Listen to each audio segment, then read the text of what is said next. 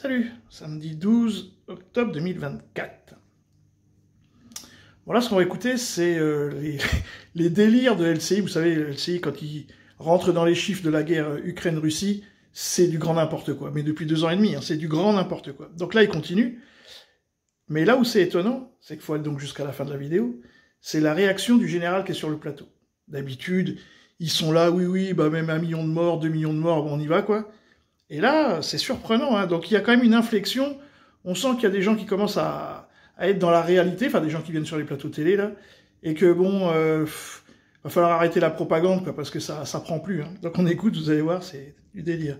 Question qu'on se pose avec vous, Kadi, les chiffres des pertes qui circulent actuellement aux États-Unis, les pertes russes, donnent vraiment le tournis et ça s'est accéléré au cours du mois de septembre. Absolument, Florence. De nombreux médias relaient d'ailleurs cette information, notamment le New York Times, qui se réfère à Defense News. Defense News, c'est une publication américaine consacrée à la politique, l'économie, à la technologie de la défense, et ils sont très clairs. Les pertes russes dans la guerre s'élèvent jusqu'à présent à 615 000 morts ou blessés.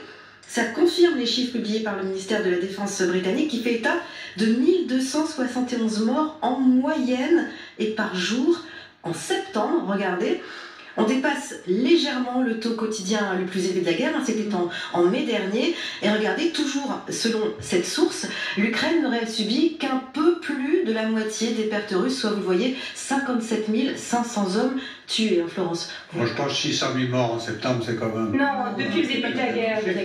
Non, depuis le début de la guerre. 600 000 morts, pas 600 000 morts, ça n'a aucun sens, même si on fait le calcul de ce qui était souvent dit sur les plateaux de télévision, toutes les télévisions, 1000 morts par jour, devrait approcher du million. Donc c'est un peu ridicule. Comme... Vous n'y croyez pas, vous? Ah, moi, je ne crois absolument pas. Je crois absolument pas. Par contre, il y a des choses intéressantes qui sont dites sur peut-être 100 000 morts, ou de 100 000 morts. C'est très vraisemblable.